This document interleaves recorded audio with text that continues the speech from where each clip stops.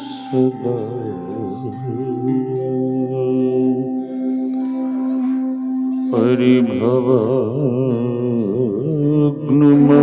परिभवाग्नुमविष्टदोहम्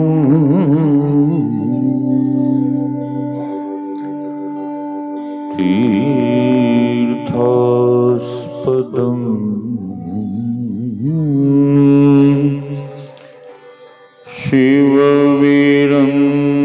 शिवविरञ्चिनुतं शरण्यं मृत्यार्तिहं प्रणतपालिभवाब्धि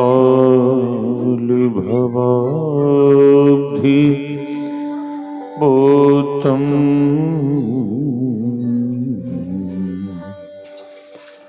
वन्दे महापुरुषते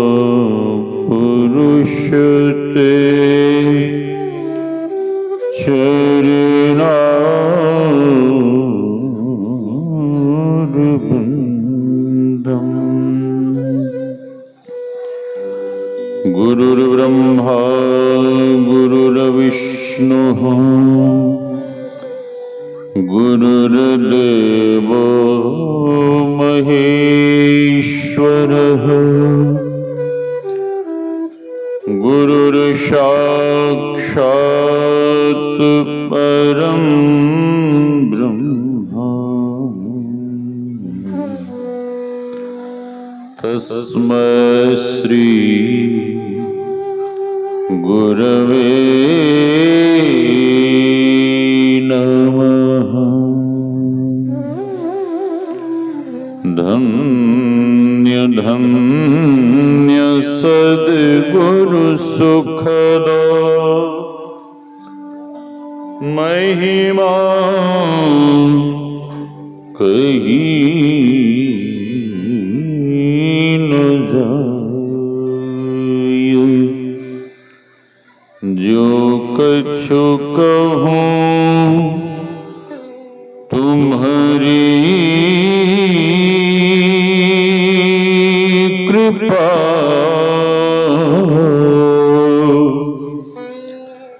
मोते कछु न बसाए। मेरा मुझ में कुछ नहीं, जो कुछ है गुरु तो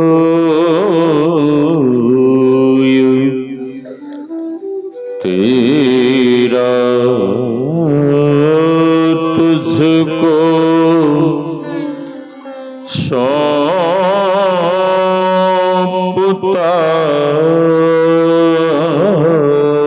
प्रभु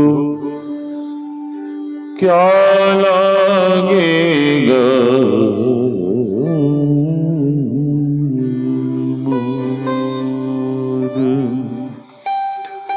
तेरा, तुझको सौंपता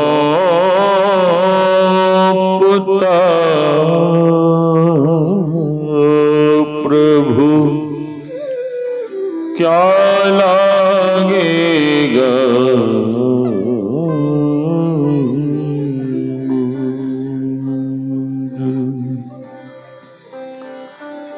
आसन पर आसीन परमाराध्य सद्गुरु महाराज के युगल चरणों में कोटि कोटि नमन। इस पावन मंच पर विराज रहे गुरु महाराज के प्रिय शिष्य आदरणीय श्री प्रमोद बाबा, आदरणीय श्याम सुंदर बाबा, तबला पर संगत करने वाले विजय बाबा, इस पावन ज्ञान यज्ञ में पधारे हुए पूज्य गुरुजन, सत्संग प्रेमी महानुभावों, माताओं, एवं भक्तिमती बहनों, आप सबों के भीतर विराज रहे परमात्मा स्वरूप आत्मा को हम वंदन करते हैं। श्री राम में सब जग जानी, करो प्रणाम जोरी जुग पानी। यही भाव लिए हम आप सत्संग ज्ञान रूपी गंगा में अवगाहन कर अपने तन मन और अंतःकरण को शुद्ध तथा पवित्र बनावें। इसी के साथ हम आप उच्च स्वर में गुरुदेव भगवान के नाम का जय घोष करें। ये भंडारी लोग जो हल्ला गुल्ला कर रहे हैं ना, इनको शांत करिए, चुप करिए। चुपचाप कहिए भंडारा बनाने के लिए जाके बोलिए, जो भी भंडारा बना रहे हैं शांति से भंडारा बनावे। श्री सद्गुरु, श्री सद्गुरु, श्री सद्गुरु महाराज की जय। यह सत्संग ज्ञान यज्ञ का आयोजन हम आपको विदित है कि शुभ संस्कारों के सु अवसर पर यह ज्ञान यज्ञ का आयोजन गुरु महाराज के प्रिय भक्त आदरणीय श्री दिनेश बाबू ने रवि शरण कुमार के मुंडन संस्कार पर, और पुत्र हैं सुमन कुमार जी के और पोता दिनेश बाबू के। और आपने सुना था नीतीश कुमार जी का शुभ विवाह सुसंपन्न होने वाला है। दिनेश बाबू के जो सुपुत्र हैं, छोटे सुपुत्र नीतीश कुमार जी, और इन्हीं सु अवसरों पर यह सत्संग ज्ञान यज्ञ का आयोजन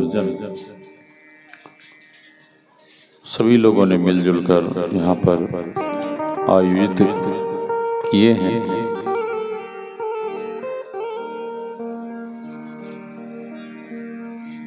हम आप पाठ सुन रहे थे भक्ति के संबंध में। भक्ति से तात्पर्य होता है सेवा। सेवा किनकी? भगवान की। भगवान से पहले अपने माता पिता की सेवा होनी चाहिए। पहली सेवा किनकी होनी चाहिए? माता पिता की। लेकिन इस कलिकाल में माता पिता की सेवा में लोग पीछे रहते हैं। नहीं, हाँ,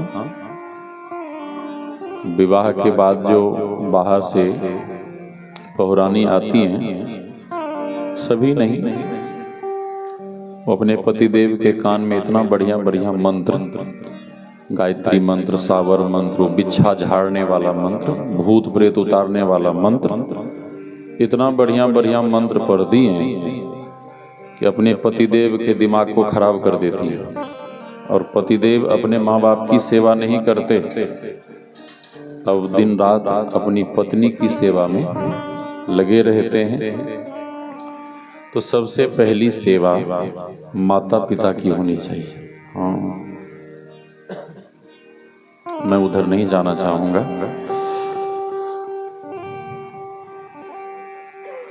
हम आप सुन रहे थे मां सबरी और भगवान के उस पावन प्रसंगों को। कथा यहाँ से प्रारंभ होती हैं जब मां सबरी के गुरुदेव भगवान देह त्याग करने जा रहे थे, तो मां सबरी चरण में पड़कर रोने लगी। गुरुदेव ने पूछा कि बेटी तुम क्यों रो रही हो? मां सबरी कहती हैं कि हे गुरुदेव, आपको तो भगवत प्राप्ति हो गई, आपको तो भगवान मिल गए, लेकिन मुझे भगवान नहीं मिले। मैं कहाँ जाऊं, मैं क्या करूं, आपके बिना मैं कैसे रहूंगी? तो गुरुदेव ने कहा कि बेटी मुझे भगवान को पाने के लिए, भगवत प्राप्ति के लिए घर छोड़कर वन में आना पड़ा। इनको बोलिए इको कम करने के लिए, आवाज ठीक है, इको को कम करिए। श्री सद्गुरु गुरुदेव ने कहा कि बेटी, मुझे भगवान को पाने के लिए घर छोड़कर वन में आना पड़ा,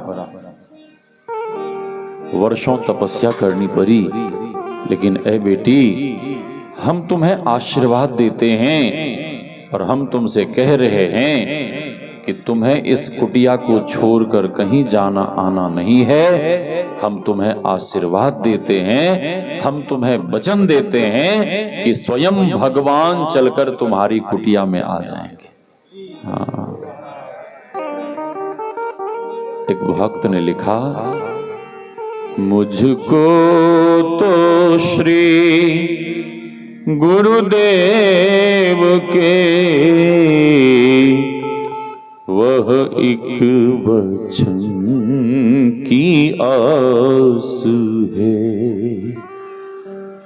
जीवन के संग जो भी मिला वह सब प्रभु का प्रसाद है। मुझको तो श्री गुरुदेव के वह एक वचन की आस है। मुझको तो श्री गुरुदेव के वह एक वचन की आस है। कौन सा वचन? मां सबरी को गुरुदेव ने वचन दिया और हम आपको भी गुरु महाराज ने वचन दिया है। क्या वचन दिया है? एक ईश्वर पर अटल विश्वास, ठीक है, पूर्ण भरोसा। और उस ईश्वर की प्राप्ति कहाँ होगी? देवघर में। उस परमात्मा की प्राप्ति कहाँ होगी? हरिद्वार में नहीं। बाबा कबीर कहते, मोको कहाँ ढूंढे रे बंदे, मैं तो तेरे पास में। ठीक है। मृगनाभि में सुगंधी, सूंघ है वो घास गंदी, दुनिया है सभी, दुनिया सभी है अंधी, समझे नहीं इशारा। तो भगवान कैसे मिलेंगे?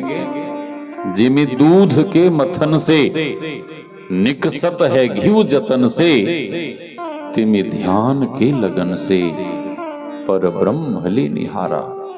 वे परमात्मा जब भी मिलेंगे तो केवल ध्यान के द्वारा, सूक्ष्म भक्ति के द्वारा।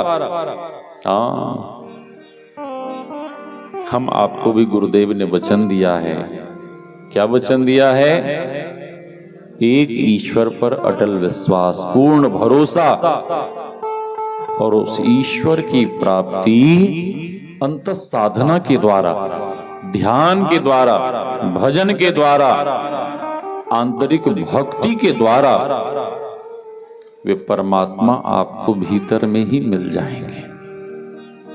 जैसे मां सबरी ने गुरुदेव के वचन पर विश्वास किया और मां सबरी को भगवान मिल गए, उसी तरह से हम आप भी गुरुदेव के आदेशानुसार उनके वचन पर विश्वास कर जब खूब मन लगाकर साधन भजन करेंगे, ध्यान भजन करेंगे, भक्ति करेंगे, तो हम आपको ही भीतर में ही भगवान मिल जाएंगे। श्री सद्गुरु महाराज की जय। भीतर में ही भगवत प्राप्ति हो जाएगी।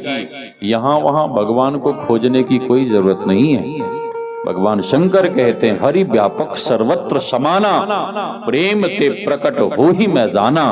भगवान भोलेनाथ कहते हैं, God is everywhere, God is appears out of love, love is God, God is love, प्रेम ते प्रकट हो ही मैं जाना। जहां प्रेम से भगवान को पुकारेंगे, भगवान वहीं प्रकट हो जाएंगे। गुरुदेव वचन देते हुए देह त्याग कर दिए। मां सबरी रोने लगी। मां सबरी व्याकुल हो उठी कि गुरुदेव ने तो कह दिया है कि भगवान आएंगे, लेकिन गुरुदेव ने ये नहीं बताया कि भगवान कब आएंगे, संडे को आएंगे कि मंडे को आएंगे, हाँ, जून में आएंगे कि जनवरी में आएंगे, हाँ, कब आएंगे। लेकिन गुरुदेव के वचन पर विश्वास कर मां शबरी भगवान के आने का राह देखती रही, मार्ग जो होती रही, मार्ग में पुष्प बिछाना, जंगल से बेर चुन चुन कर लाना, सुबह से शाम तक प्रतीक्षा करना, और जब शाम को भगवान नहीं आते तो मां सबरी अधीर होकर रोने लगती, हाँ, और कहती, रामा रामा रटते रटते बीती रे उमरिया, रामा रामा रटते रटते बीती रे उमरिया, रघुकुल नंदन कब आओगे, रघुकुल नंदन कब आओगे, भिलनी की डगरिया, रामा रामा रटते रटते बीती रे उमरिया। जब भगवान नहीं आते तो मां सबरी व्याकुल होकर लता पता से, पशु पक्षियों से पूछती, कहती, बोल बोल कागा मेरे, राम कब आएंगे, श्री राम कब आएंगे।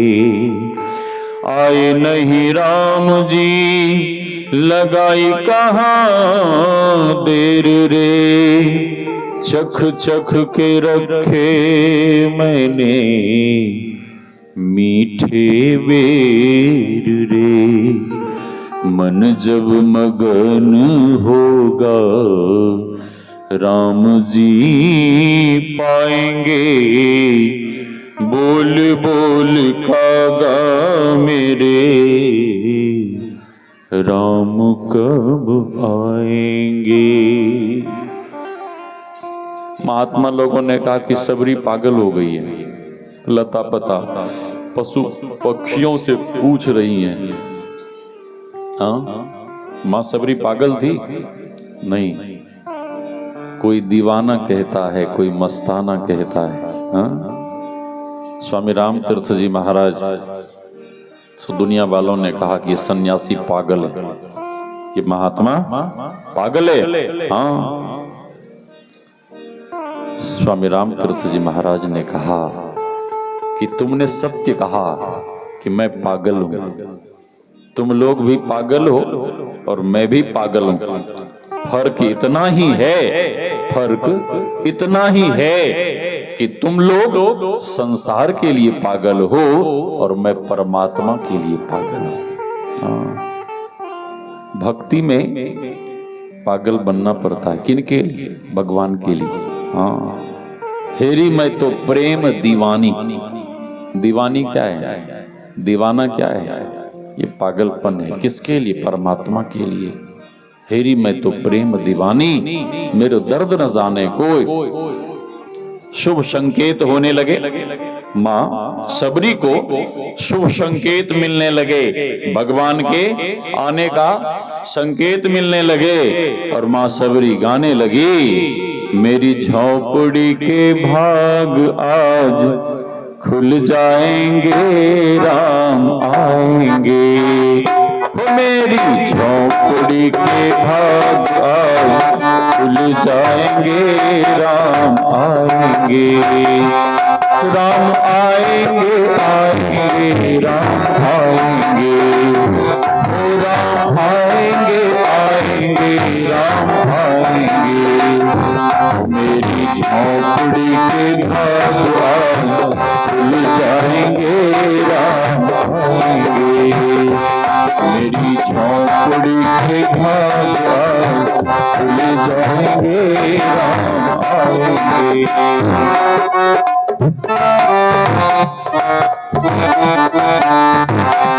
राम आएंगे तो अंगना सजाऊंगा,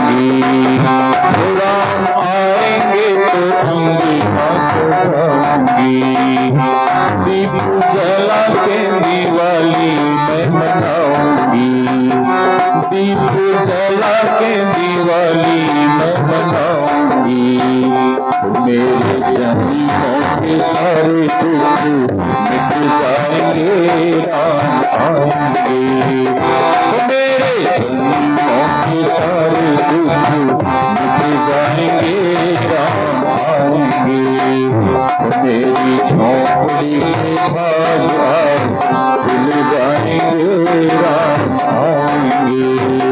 मेरी झोंपड़ी के भाग खुल जाएंगे, राम आएंगे। मेरी झोंपड़ी के भाग खुल जाएंगे, राम आएंगे। मेरी झोंपड़ी के भाग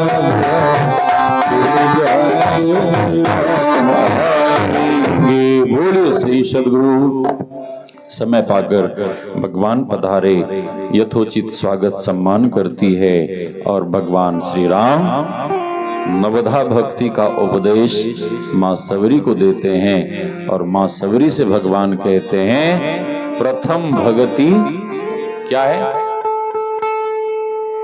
आप लोग भक्त बने कि नहीं बने? श्री सद्गुरु। हाँ माता जी, आप लोग भक्तिन बनी कि नहीं बनी? बाबा लोग भक्त बने कि नहीं बने? बताइए, भक्त बने? हाँ माता जी सर हिला हिला के कह रही हाँ भक्त बन गए। संशय में मत पड़िए, ठीक है? उधेर गुण में मत रहिए, बिल्कुल विश्वास के साथ कहिए, बिल्कुल विश्वास के साथ कहिए कि हम लोग भक्त बन चुके हैं। क्यों? क्यों? इसलिए भगवान श्री राम कहते हैं प्रथम भगति संतन कर संगा, दूसरी रति मम कथा प्रसंगा। पहली भक्ति क्या है? संतों का संग, सत्संग, ठीक है?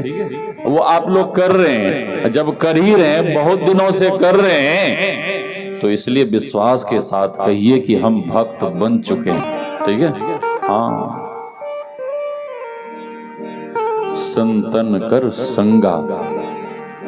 आप इस संसार में सफल होना चाहते हैं, भक्ति कर भगवान को प्राप्त करना चाहते हैं, तो भगवान कहते हैं सबसे पहले संतों का संग करो। हम आप सुन रहे थे ना, क्या सुन रहे थे? संतन के संग लाग रे, तेरी अच्छी बनेगी, अच्छी बनेगी तेरी बिगड़ी बनेगी, ठीक है? अच्छी भी बनेगी और बिगड़ी भी बन जाएगी। ऐसा हुआ है क्या? हाँ, यहाँ नीतीश कुमार जी की शादी है ना? नहीं, रावण एक दिन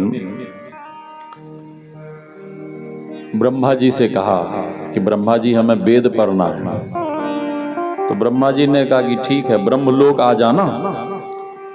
रावण कहता नहीं नहीं, मैं ऐसा वैसा विद्यार्थी नहीं हूं, मैं स्पेशल विद्यार्थी हूं।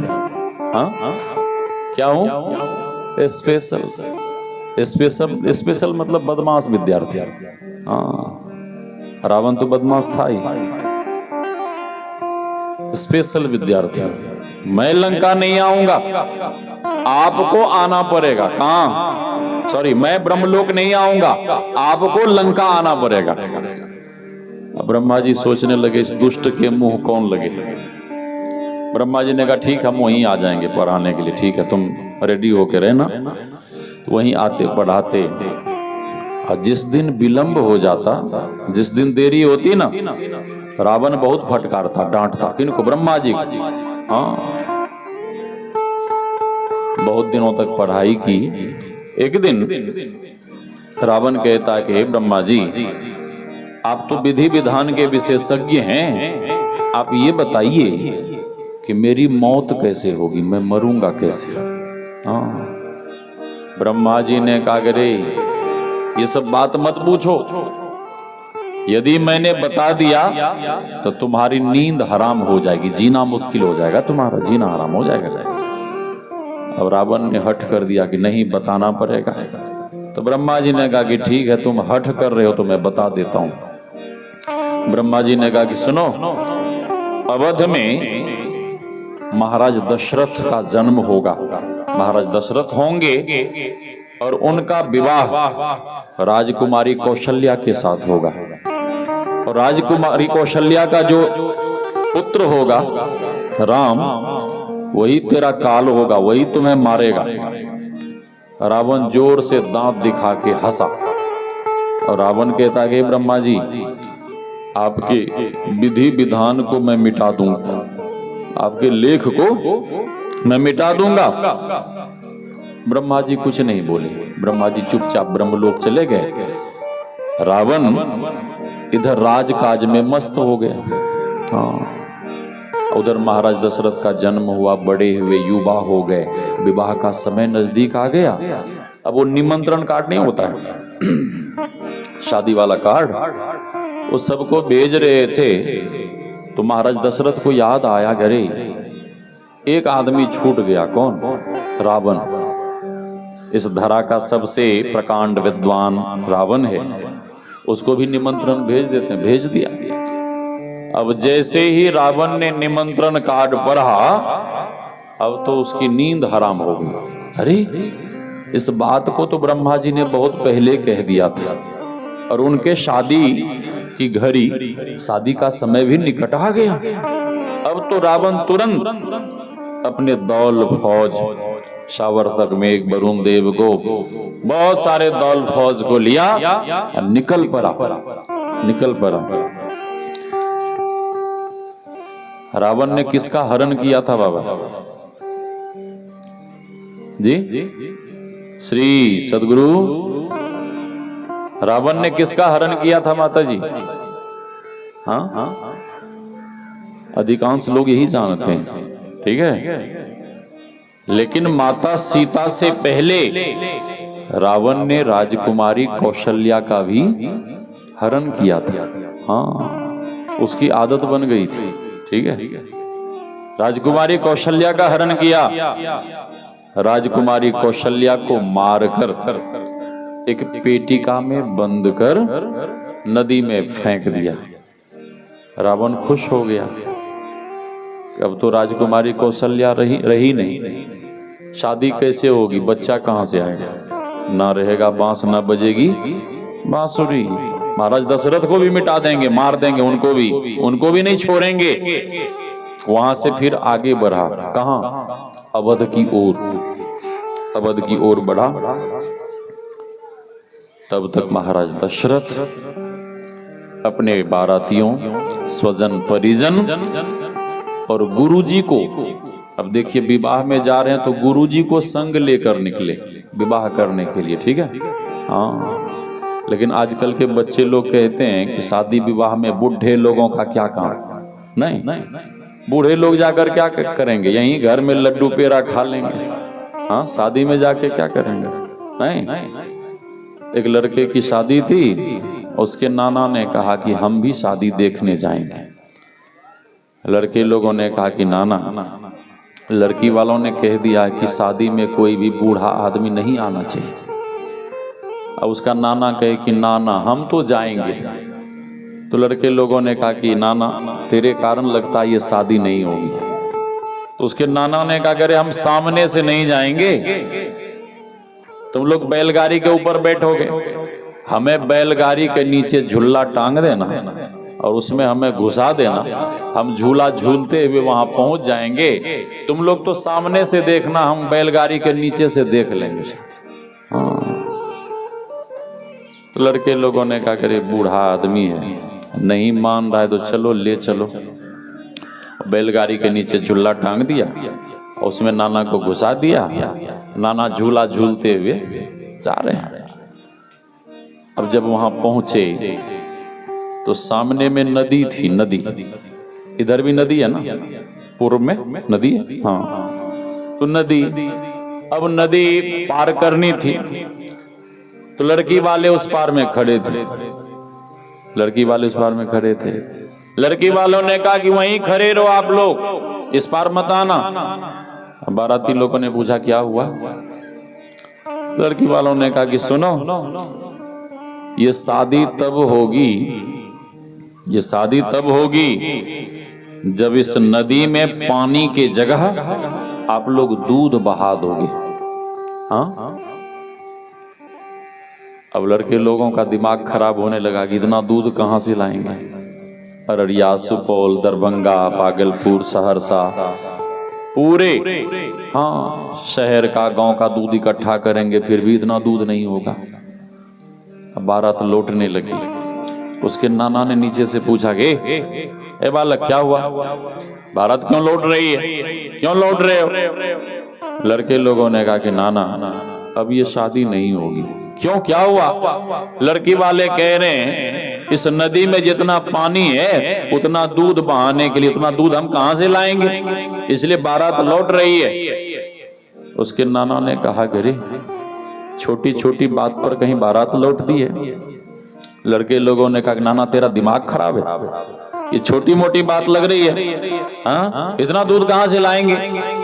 उसके नाना ने धीरे से कहा कि सुनो, लड़की वालों से कह दो कि हम लोग पानी के जगह दूध बहाने के लिए तैयार हैं, लेकिन आप लोग पहले नदी का पानी खाली करा दो तो हम दूध बहाने को तैयार हैं। हाँ, जैसे ही लड़के लोगों ने ऐसा कहा तो लड़की वालों ने कहा ओ लगता है कि तुम लोगों के साथ बारात में कोई ना कोई बूढ़ा आदमी जरूर आया होगा। हाँ, और लड़की वाले फिर गए, उस बूढ़ा बाबा को बैलगाड़ी के नीचे से खींच के बाहर निकाले और सम्मान पूर्वक फिर ले गए। धूमधाम से शादी हुई। तो महाराज दशरथ अकेले नहीं निकले हैं, गुरुजी को संग में लेकर निकले हैं। ठीक है, सरयू जी के किनारे पहुंचे तो महाराज दशरथ ने पूछा कि मेरे लिए नाव किधर है? तो सेवकों ने कहा कि महाराज ये सामने आपके लिए सुंदर नई नाव, लाखों रुपए, अभी के करोड़ों रुपए खर्च कर हमने हाँ सजवाया है। हाँ, महाराज दशरथ पूछते हैं कि मेरे गुरुदेव के लिए नाव किधर है, मेरे गुरु महाराज के लिए नाव किधर है? महाराज के सेवकों ने कहा कि आपके गुरु महाराज के लिए वो बिल्कुल लास्ट में वो टूटी फूटी पुरानी नाव उधर खड़ी है। महाराज दशरथ गुरुजी के संग उधर ही जाने लगे। सेवकों ने कहा महाराज ये क्या कर रहे हैं? आपके लिए सामने ये सुंदर नाव सजी हुई है, आप इस पर बैठिए, आप इस पर क्यों नहीं बैठ रहे हैं? महाराज दशरथ ने कहा इस नाव पर हमें साक्षात काल नजर आ रहा है, इस नाव पर हमें साक्षात काल नजर आ रहा है। ये नैया पार लगेगी कि नहीं लगेगी इस पर हमें संदेह है, संशय है। तो सेवकों ने पूछा कि महाराज उस टूटी फूटी पुरानी नाव पर आपको इतना भरोसा है, जिसमें साइड से पानी आ रहा, नीचे से भी पानी आ रहा है, उस नाव पर आपको इतना भरोसा है वो नैया पार लगा देगी? महाराज दशरथ ने कहा हाँ वो नाव पुरानी है, लेकिन उस नाव पर बैठेंगे कौन? कौन बैठेंगे? उस नाव पर हमारे गुरु महाराज बैठेंगे और गुरु महाराज के चरण में मैं बैठूंगा। और जिस नाव पर हमारे गुरु महाराज बैठेंगे उस नाव पर हमें पूरा विश्वास है वो नैया निश्चित रूप से इस पार से उस पार लगा देगी। हाँ, निश्चित रूप से पार लगा देगी। उसी पर बैठे और तब तक अरे भाई इधर समझाइए ना इन लोगों को, समझते नहीं है। भंडारी लोग बात कर रहे हैं अभी भी जोर जोर से फोन पे।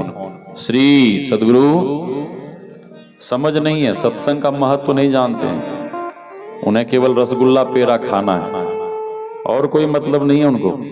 श्री सदगुरु कुछ लोग होते हैं कि उनके जीवन में सत्संग का कोई स्थान नहीं है, उनको केवल भोज खाना है, भोज बनाना है और भोज खाना है और गाना गाना है। श्री सदगुरु नाच तमाशा देखना है बस। सत्संग हो रहा है तो शांति से रहिए, जो करना है मन ही मन कीजिए। तब तक रावण पहुंच गया। इधर बाराती लोग सब बैठ गए थे नाव के ऊपर। महाराज दशरथ जी गुरु जी के संग उस पुरानी नाव में बैठ गए। जैसे ही रावण पहुंचा, देखता रे ये क्या, बाराती लोग तो बिल्कुल तैयारी में है। रावण ने कहा, कितना आंधी तूफान उठा, इतना जल बरसाओ कि ये सारे बाराती नाव सहित इसी सरयू जी में डूब जाए। हाँ, आंधी तूफान बारिश, इतनी बारिश होने लगी, इतनी बारिश होने लगी कि सभी नाव में पूरा पानी भर गया और सारे बाराती नाव सहित उसी सरयू जी में डूब गए। लेकिन जिस नाव में गुरुदेव भगवान बैठे थे, जिस नाव में महाराज दशरथ बैठे थे, उस नाव में बारिश का एक बूंद भी पानी नहीं आया। और जिस नाव में गुरु महाराज बैठे थे, गुरु महाराज के चरण में महाराज दशरथ बैठे थे, वो नैया निर्विघ्न इस पार से उस पार हो गई। लेकिन महाराज दशरथ दुखी हो गए। महाराज दशरथ दुखी हो गए और कहने लगे, गुरुदेव अब मैं शादी भी नहीं करूंगा और वापिस अवध को भी नहीं जाऊंगा। क्यों? गुरुदेव, मेरे सारे स्वजन परिजन इस सरयू जी में डूब गए। गुरुदेव, अब मैं नहीं जाऊंगा वापिस। रोने लगे। गुरु महाराज को दया आ गई और गुरु महाराज कहते हैं कि राजन, तुम दुखी मत हो, दुखी मत हो, रो मत, शांत हो जाओ। गुरुदेव भगवान वहीं गंगा जी की सरयू जी के तट पर बैठकर ध्यान करते हैं, ध्यान लगाते हैं। ध्यान करने के बाद धीरे धीरे अपनी आंखें खोलते हैं और गुरु महाराज महर्षि वशिष्ठ गुरुदेव जैसे ही अपनी कृपा दृष्टि, अपनी करुणा भरी दृष्टि सरयू जी के तरफ डालते हैं, वैसे ही सारे वे मरे हुए बाराती नाव सहित जीवित होके सरयू जी के किनारे लग गए। सबके सब किनारे लग गए। महाराज दशरथ प्रसन्न हो गए। महाराज दशरथ खुश हो गए। अच्छा, खुश तो हुए, प्रसन्न तो हुए, लेकिन महाराज दशरथ को यह नहीं पता था कि आगे और क्या होने वाला है। ठीक है, आगे क्या होने वाला उन्हें पता नहीं था। गुरुदेव कहते हैं कि राजन, वो देखो सामने सुंदर पेटिका, उसे जरा उठा के तो लाओ। महाराज दशरथ गए, उस पेटिका को उठाकर लाए। गुरुदेव कहते हैं इसे खोलो। जैसे ही महाराज दशरथ ने खोला तो देखते क्या है कि इस पेटिका के भीतर एक मरी हुई सुंदर राजकुमारी परी हुई है। महाराज दशरथ ने पूछा कि गुरुदेव, ये राजकुमारी कौन है?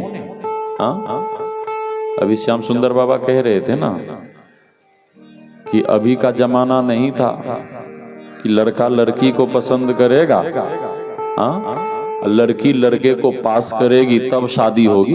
हाँ, एक जगह कुछ लोग लड़की देखने गए, क्या बोलते हैं यहाँ की भाषा में, घर देखिया।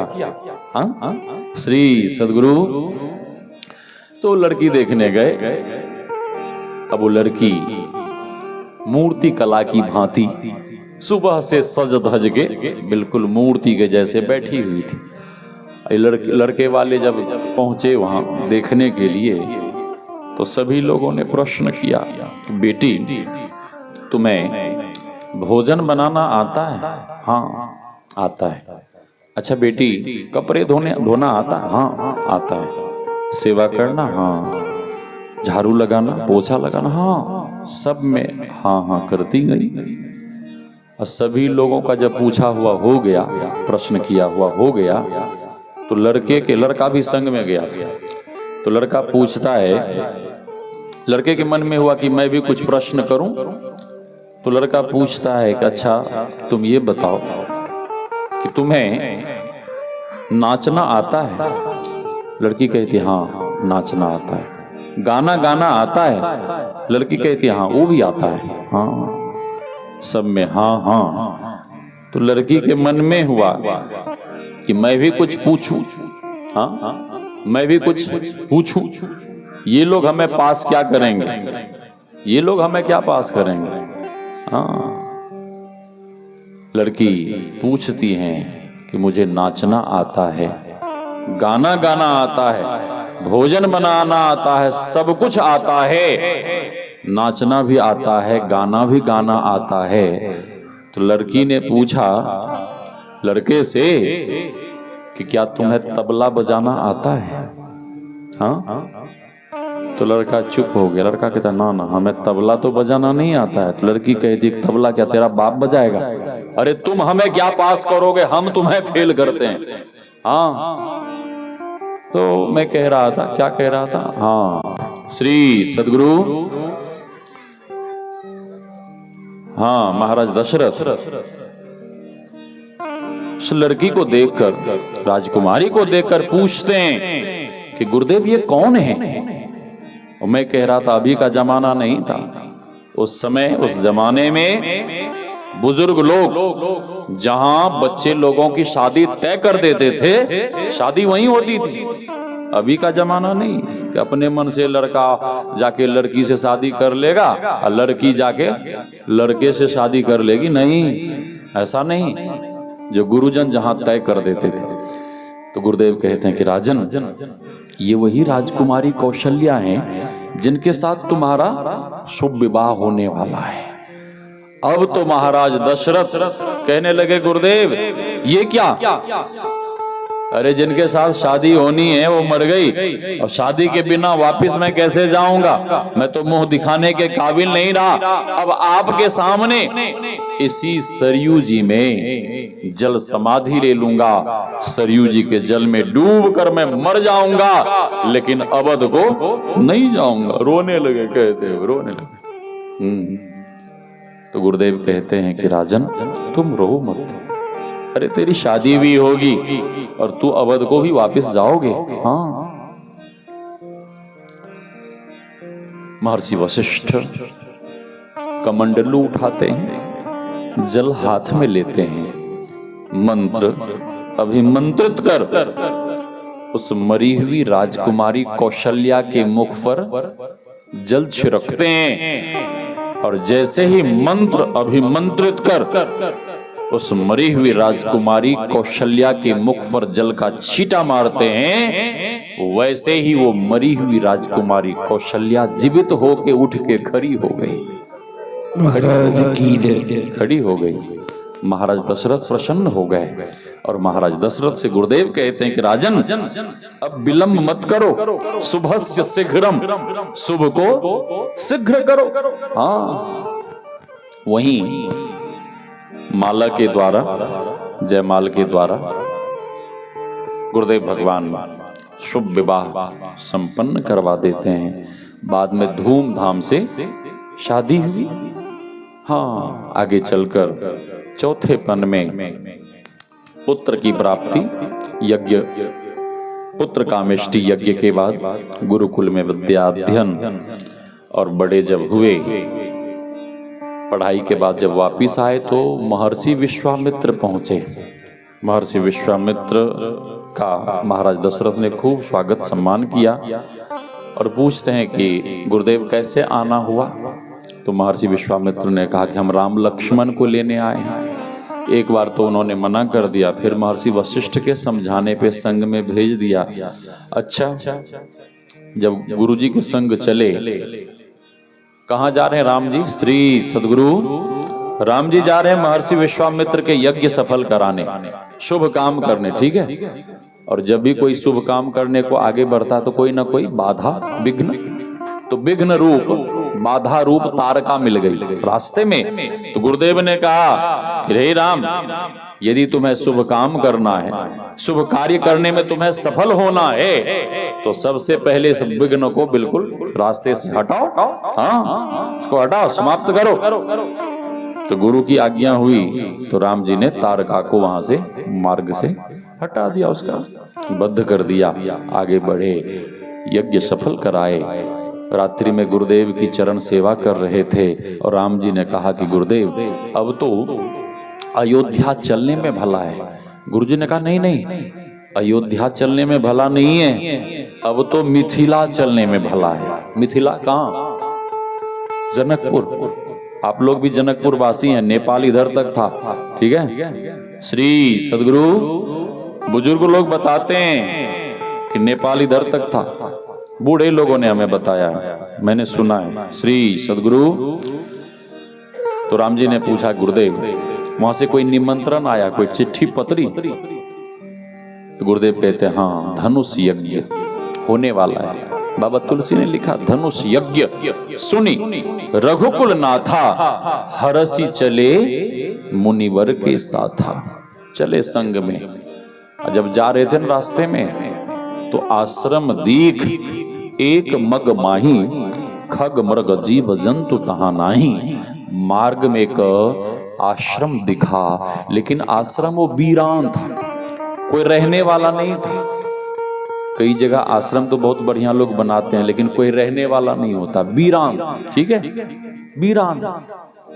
गुरुदेव, ये आश्रम कैसा है? और इस आश्रम के सामने जो शिलाखंड है, ये शिलाखंड बड़ा विचित्र प्रतीत होता है। तो गुरुदेव कहते हैं कि हे राम, इस आश्रम की तरफ तो कोई नहीं देखते, तुम क्यों देख रहे हो? और गुरुदेव ने कहा कि आश्रम की तरफ यदि कोई देख भी ले, तो उस शिलाखंड के तरफ कोई नहीं देखते, तुम क्यों देख रहे हो?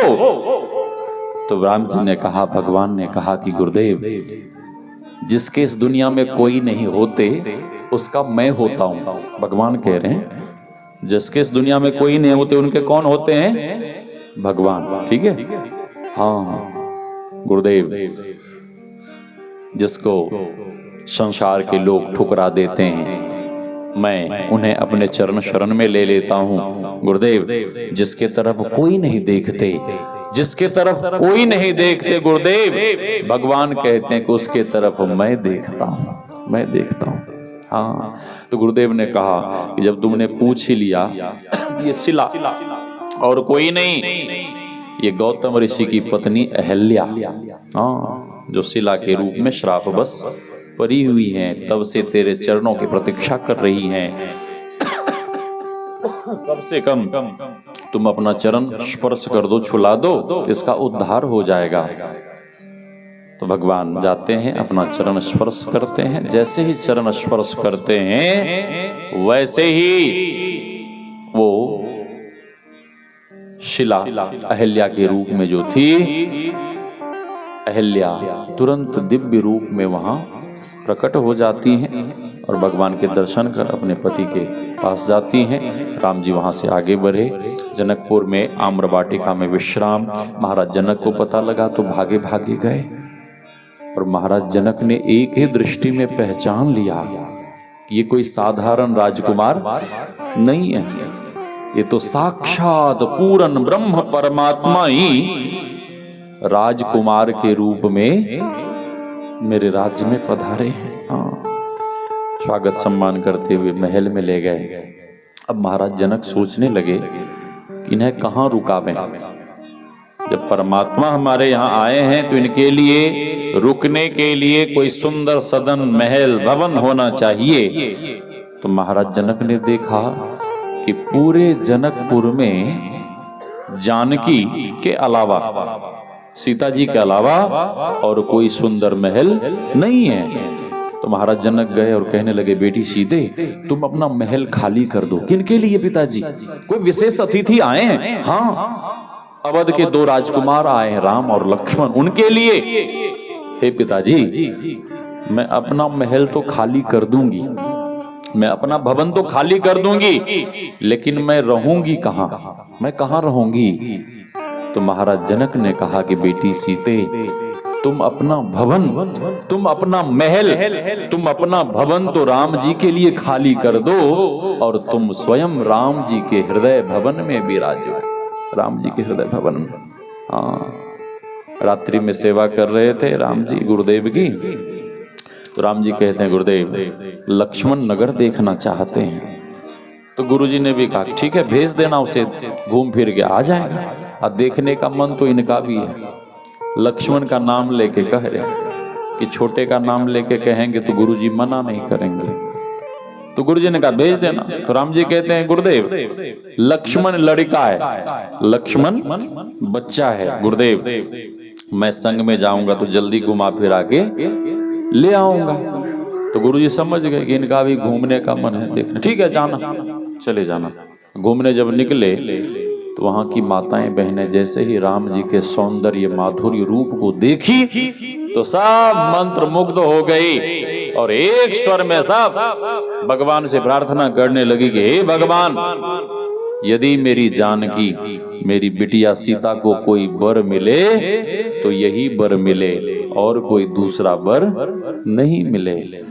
एक सखी कहती अरे बहन, ये तो श्याम वर्ण के कुमार है ना, ये कौशल्या नंदन श्री राम है, और ये गौर वर्ण के जो कुमार हैं ये सुमित्रा नंदन लक्ष्मण है। अब लक्ष्मण जी को लगा कि यहाँ की माँ बहनें मेरी माँ का भी नाम जानती हैं। लक्ष्मण जी सर उठाकर ऊपर देखने लगे। राम जी कहते हैं गुरुजी से आज्ञा लेकर आए हो नगर देखने के लिए, इसलिए नगर को देखो, नगर के लोगों को मत देखो। फिर एक सखी कहते रही बहन, इसकी मां को कौन कहे? अरे इनके बाप तक को हम जानती हैं, इनके पिता का नाम है अयोध्या नरेश महाराज दशरथ। हाँ, फिर लक्ष्मण जी मुंह उठाकर ऊपर देखने लगे कि यहाँ की माताएं बहनें मेरे पिताजी का भी नाम जानती हैं। हाँ, तो राम जी कहते हैं नगर देखने आए हो, नगर को देखो। एक सखी कहते रही बहन, ये दोनों इशारे में बातें करते हैं, हमें तो लगता है ये दोनों गूंगे हैं। हाँ, दूसरी सखी कहती अरे बहन, अरे गूंगे नहीं, हमें तो लगता है कि ये दोनों बहरे भी हैं। गूंगा और बहरा किनसे कहा जा रहा है? जिनके लिए बाबा तुलसी ने लिखा बिनु पग चलई सुनई बिनु काना। ठीक है, बिनु पग चलई सुनई बिनु काना, ऐसे भगवान के लिए क्या कहा जा रहा है? गूंगा और बहरा। हाँ, घूम घाम के आए, फिर धनुष यज्ञ का समय हो गया, सभा लगी, बड़े बड़े राजे महाराजे आए, सभी लोग धनुष को उठाना चाहे लेकिन उठा नहीं पाए। अंत में महाराज जनक को लगा कि इस सभा में स्वयं राम जी विराजमान हैं, लक्ष्मण जी विराजमान हैं, और लक्ष्मण जी का सुयस डंडे के समान है और राम जी का सुयस झंडे के समान है। जब तक डंडा खड़ा नहीं होगा तब तक झंडा फहरेगा कैसे? श्री सदगुरु 26 जनवरी के दिन जब झंडा लोग फहराते हैं, 15 अगस्त के दिन, तो क्या करते हैं? झंडा फहराने के पहले क्या करते हैं? सबसे पहले क्या करते हैं? डंडा खड़ा करते हैं ना। हाँ, तब झंडा फहराते हैं। तो महाराज जनक भी विचार करने लगे, जब तक लक्ष्मण जी खड़े नहीं होंगे तब तक राम जी भी खड़े नहीं होंगे। हाँ, तो लक्ष्मण जी हैं शेषा अवतार, दो चार उल्टी सीधी बातें करो, क्रोध वाली बातें करो, गुस्से वाली बातें करो, तो लक्ष्मण जी अपने आप खड़े हो जाएंगे। लक्ष्मण जी जब खड़े हो जाएंगे तो राम जी भी खड़े हो जाएंगे। तो महाराज जनक ने कह दिया, आज मुझे पता लग गया कि ये सारी पृथ्वी वीरों से विहीन हो गई। इतना कहना था कि लक्ष्मण भैया उछल पड़े, और लक्ष्मण जी ने कहा कि महाराज जनक, जिस सभा में रघुवंशी हों, इस सभा में, उस सभा में इस तरह की बात कहने का कोई दुस्साहस नहीं कर सकते। आप मेरे पिता के उम्र के हैं, इसलिए मैं आपका सम्मान करता हूं। आप इस धनुष की बात कर रहे हैं, इस धनुष को मैं कुकुरमुत्ते के छत्ते के जैसे तोड़ सकता हूं, पूरी पृथ्वी को गेंद के जैसे उछाल सकता हूं। राम जी कह रहे शांत लक्ष्मण, शांत शांत हो जा। लक्ष्मण जी शांत नहीं हो रहे हैं। तो राम जी ने कहा कि लक्ष्मण, तुम जो इतना डिंग हाँक रहे हो, गप्पे मार रहे हो, क्या तेरे भीतर इतनी शक्ति है? लक्ष्मण जी कहते हैं नहीं भैया, मेरे भीतर इतनी शक्ति नहीं। फिर इतना गप क्यों मार रहे हो? तो लक्ष्मण भैया कहते हैं कि प्रभु भैया, आपके बल प्रताप को देखकर मैं इतना कुछ बोल रहा हूं। तो राम जी ने कहा फिर चुपचाप बैठ जा, शांत हो जा, बैठ बैठ। लक्ष्मण भैया बैठ गए। अब गुरुदेव आदेश दे रहे हैं, उठहु राम भंजहु भव चापा, मेटहु तात जनक परितापा। हे राम उठो उठो। राम जी उठे, धनुष के पास गए और धनुष के पास सीधे धनुष को नहीं उठा लिया, वहां खड़े होकर भी गुरु महाराज को प्रणाम करते हैं। गुरु प्रणाम मन ही मन कीन्हा, अति लाघव उठाए धनु लीन्हा। भगवान ने बस धनुष को उठा लिया। प्रपंचा चढ़ा रहे थे, बीच से भंग हो गया। महाराज जनक खुश हो गए, प्रसन्न हो गए।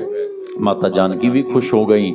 महाराज जनक इशारा करते हैं कि बेटी जाओ, ये वरमाला राम जी के गले में डाल दो। जैसे ही माता जानकी आगे बढ़ी, वहां पहुंच के खड़ी हो गई। क्यों?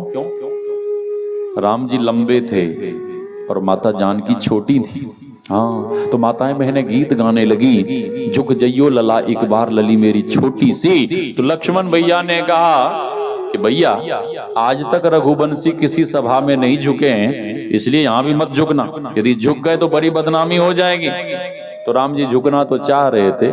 लक्ष्मण भैया ने जैसे ही इशारा किया तो राम जी और अकड़ कर खड़े हो गए। हाँ, लेकिन जिस समय धनुष भंग हुआ था, लक्ष्मण भैया को विश्वास हो गया कि अब राम जी का विवाह इन्हीं के संग होगा। किनके संग? सीता जी के संग। हाँ, और लक्ष्मण भैया ने उसी समय माता सीता को मां मान लिए। मां, भाभी मां, मां, हाँ, मां। माता जानकी इशारा करती कि लक्ष्मण भैया अब तुम ही कुछ करो, कोई ऐसा उपाय करो कि मैं ये वरमाला राम जी के गले में डाल दूं, जयमाल डाल दूं। लक्ष्मण भैया जैसे ही माता जानकी का आदेश मिला, लक्ष्मण भैया कटे वृक्ष के जैसे राम जी के चरण में गिर गए। तो राम जी को लगा कि लक्ष्मण शायद हमें धन्यवाद दे रहा है, इस तरह से हमें धन्यवाद दे रहा कि भैया जिस धनुष को कोई नहीं तोड़ पाए, आपने एक ही क्षण में उस धनुष को तोड़ दिया। तो राम जी कहते हैं कि हाँ लक्ष्मण हो गया, उठो उठो उठो उठो। लेकिन लक्ष्मण भैया उठ नहीं रहे। आपका छोटा भैया आपके चरण में पड़ जाए और उठे नहीं, चरण छोड़े नहीं, तो आप क्या करेंगे? क्या करेंगे? श्री सदगुरु उठाएंगे ना, और उठाने के लिए आपको झुकना पड़ेगा ना। जब लक्ष्मण भैया नहीं उठे तो राम जी लक्ष्मण भैया को जैसे ही उठाने के लिए झुके, वैसे ही माता जानकी जयमाल राम जी के गले में डाल देती है। फिर चिट्ठी पत्री गई उधर, बाराती सहित सब लोग आए, शुभ विवाह सुसंपन्न हुआ। और फिर विदा के बाद राम जी अवध में माता जानकी के साथ चारों भैया आनंद से रहने लगे। राम जी को चारों भैयाओं के साथ आनंद से रहने दीजिए, आप लोग भी आनंद से रहिए, नीतीश कुमार को भी आनंद से रहने दीजिए। अधिक नहीं कहते हुए वाणी को विराम। गुरु महाराज का आदेश है, सत्संग नितर ध्यानित रहिए करत संलग्न हो। सत्संग नित और ध्यान नित। ये ध्यान क्या है? ध्यान क्या है? ये आंतरिक भक्ति है। अगरबत्ती दिखाना, प्रसाद चढ़ाना, ठीक है, घंटा बजाना, शंख फूकना, ये बाहरी भक्ति है। आंतरिक भक्ति क्या है? आंतरिक भक्ति है ध्यान, ठीक है। धर्म कथा बाहर सत्संगा, अंतर सत्संग ध्यान अभंगा। आंतरिक भक्ति ध्यान है। तो जिन्हें भी साधना की विधि मिल गई है, वे खूब मन लगाकर साधन भजन करें। और महापुरुष कहते हैं, भक्ति बीज बिन से नहीं, ज्यों जुग जाए अनंत, ऊंच नीच घर जन्म ले, तो संत को संत, भक्ति बीज पलटे नहीं, आए परे जो चूल, कंचन ज्यों विष्ठा परे, घटे न ताको मूल। ये भक्ति का संस्कार इस जन्म में नहीं तो अगले जन्म में, किसी न किसी जन्म में आपको भगवान से मिलाकर ही रहेगा। तो अधिक नहीं कहते हुए वाणी को विराम। गुरु महाराज के प्रिय भक्त आदरणीय श्री दिनेश बाबू